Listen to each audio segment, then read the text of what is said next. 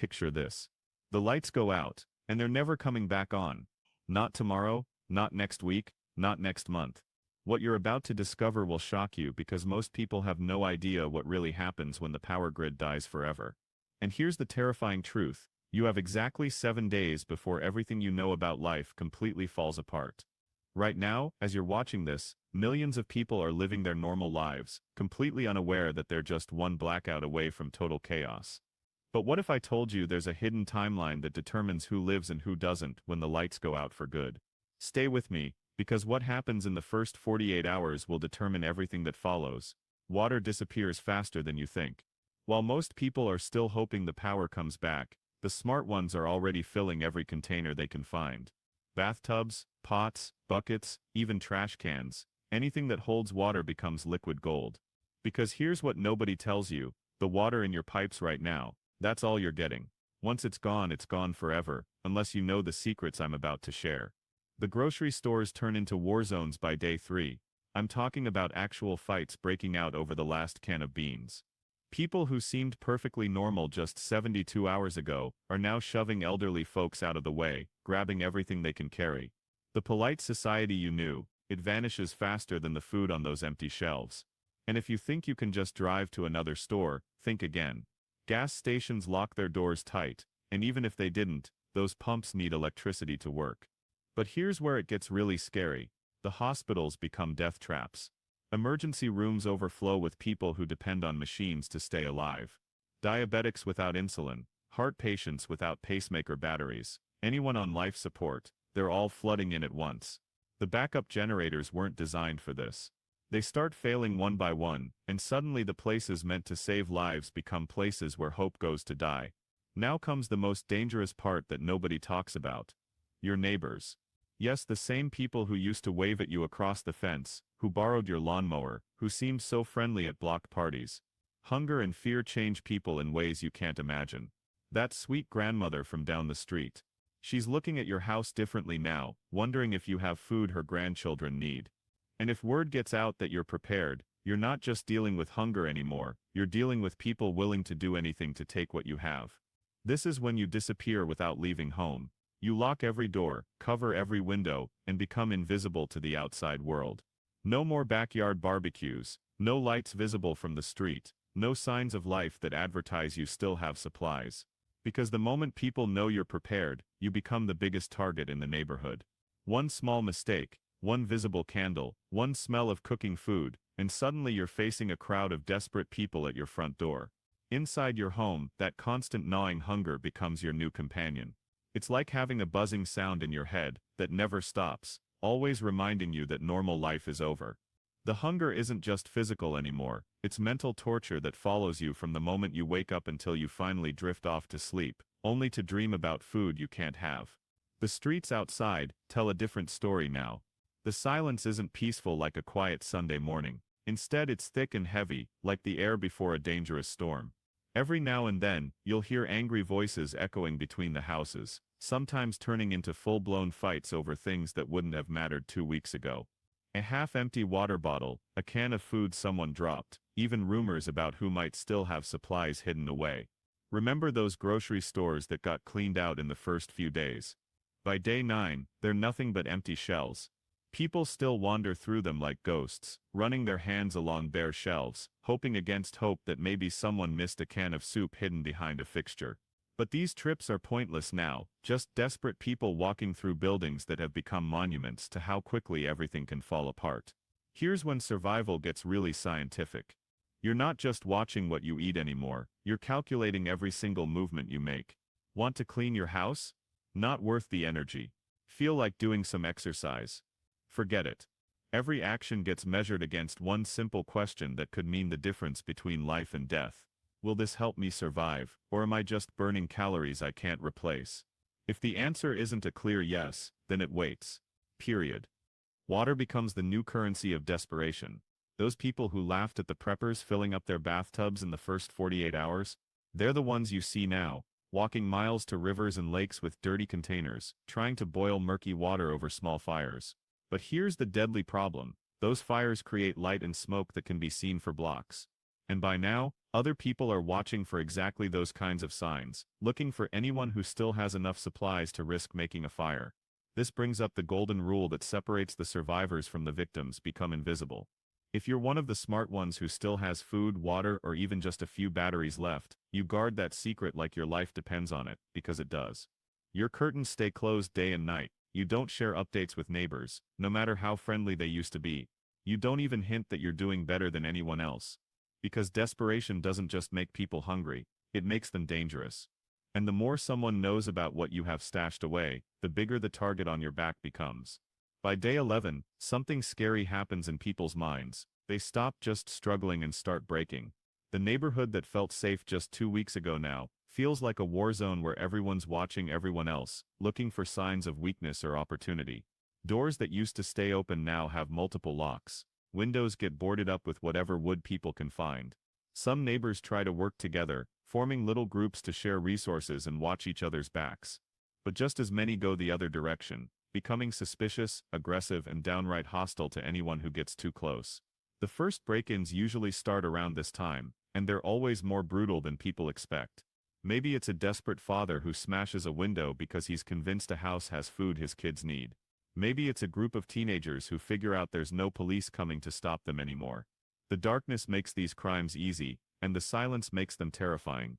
And if you're truly smart about survival, you don't play hero when you hear glass breaking next door. Rushing out with a flashlight to help your neighbor is the fastest way to put your own family in deadly danger. Inside your home, the battle becomes psychological warfare against your own mind. Food isn't the only thing running low, hope is disappearing too. Conversations between family members start getting shorter and more tense. People snap at each other over tiny things that wouldn't have mattered before. Sometimes the silence becomes so thick you can almost touch it. This is where the little things you thought were just entertainment become actual survival tools. That deck of cards you almost threw away, it could save your sanity. A notebook for writing down thoughts? It might prevent a complete mental breakdown. Even just telling stories to each other becomes a weapon against despair, because if you let hopelessness take over your mind, your chances of surviving drop just as fast as your food supply. By day 14, the horrible truth becomes crystal clear. This isn't just a temporary blackout that's going to end when repair crews fix the power lines. This is the complete collapse of everything normal, and people are adapting to this new reality in dramatically different ways. Some learn to survive, some simply give up and wait to die, and others turn into something ugly and dangerous that you wouldn't recognize from just 2 weeks ago. Your remaining food supply looks pathetic now. Those cans of pasta that seemed like such a good idea 3 weeks ago, they taste like cardboard mixed with disappointment. Dried fruit becomes a luxury you dream about, and every single bite feels more precious than gold coins. Your meals aren't just smaller and blander, they're becoming rare events that you plan your entire day around. But here's the terrifying part that nobody talks about: people around you are keeping mental notes of who still seems to be doing okay. Maybe someone spotted a tiny flicker of candlelight through your curtains one night. Maybe a neighbor heard the soft clanging of a pot when you thought everyone was asleep. Maybe they just have a gut feeling that your family isn't suffering as much as theirs. And in this new world where desperation rules everything, suspicion is enough to make you a target. It doesn't matter if you're actually doing well or just barely hanging on. If people think you have something they need, you're in danger. Day 14 becomes the moment of truth that separates the survivors from the victims. You're not just fighting against hunger and thirst anymore, you're fighting against other human beings who see you as their potential salvation. This is the cruel turning point, where you either fully commit to staying invisible, keeping your head down, and protecting what little you have left, or you risk becoming someone else's answer to their starvation. It sounds harsh, but this is the brutal reality of survival after 2 weeks without power, without law, without all those systems that kept civilization running smoothly. So there you have it. Week 2 isn't just about managing resources anymore. It's about understanding that the blackout has become a war for survival, and every day it continues, the rules of that war get more deadly. Week 3 arrives like a nightmare you can't wake up from. The first few days were pure chaos, with people still hoping this would end quickly. The second week brought panic as reality set in. But week 3? Week 3 strips away every last pretense, and shows you survival in its most brutal, unforgiving form. Your body feels like it's betraying you, muscles weaker, mind clouded with confusion, and the world around you transformed into something you barely recognize. Days 15 through 18 bring a new terror. Thirst becomes your deadliest enemy.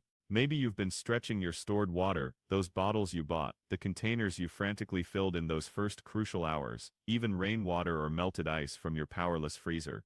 But by week 3, the truth hits like a sledgehammer. Municipal water systems aren't just unreliable, they're completely dead. Turn any faucet in your house, and nothing happens but an empty mocking silence that reminds you how fragile everything you took for granted really was. The stench of civilization's collapse starts creeping through neighborhoods like invisible poison. Trash piles up everywhere because people thought they could just throw garbage outside, temporarily. Flies appear in swarms you've never seen before. Rats emerge from hiding places, bolder and hungrier than ever. But here's what makes this truly deadly: sanitation becomes more dangerous than starvation itself. That slice of moldy bread might keep you alive one more day, but one cup of contaminated water could kill you in ways that make dying of hunger seem merciful. Your survival tactics need to evolve into something more primitive and desperate. If you're smart enough and still have energy, you dig a makeshift latrine as far from your shelter as possible, and definitely far from anywhere you might collect water. Disease spreads through communities faster than wildfire now, and one careless mistake can wipe out an entire household in days. This is when creativity becomes the difference between living and dying. No water filter? You build one using sand, charcoal, and whatever cloth you can spare. Can't find clean water anywhere? You construct a solar still by digging a hole, lining it with any plastic you can find, placing a container in the center, and letting the sun slowly pull precious moisture from the ground. Every single drop becomes worth more than diamonds. When rain finally comes, you don't just feel grateful, you sprint outside with every pot, pan, bucket, and container you can carry, because rain has become liquid gold that could mean the difference between surviving another week or not. The hardest part of days 15 through 18 isn't just physical, it's the mental warfare happening inside your head. Hunger is something you can somewhat manage through careful rationing and willpower. But thirst? Thirst attacks your body and mind in ways that food deprivation never could. Your muscles start aching constantly. Your thoughts become slow and confused. You make stupid mistakes that 3 weeks ago wouldn't have mattered, but now could get you killed. Then come days 19 through 21, what survival experts call the 3-week wall.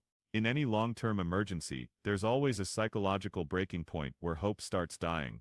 Around the 3rd week, most people crash into this wall with devastating force. The food they thought would last much longer is completely gone. Any neighborhood cooperation that kept things somewhat civilized has dissolved into suspicion and hostility. Even the comforting idea that someone will come to rescue us starts crumbling into dust. The illusion that this is just temporary finally shatters completely, and when it does, desperation doesn't politely knock on doors anymore. It kicks them down with brutal force. You start seeing it everywhere on the streets, small groups of people forming with very different intentions. Some gather to trade and barter, pooling their last remaining supplies in what almost looks like hope. People sharing half-empty bottles of medicine, trading a can of food for a handful of batteries, trying to help each other survive just one more day. For a brief moment it feels like maybe humanity can pull through this together.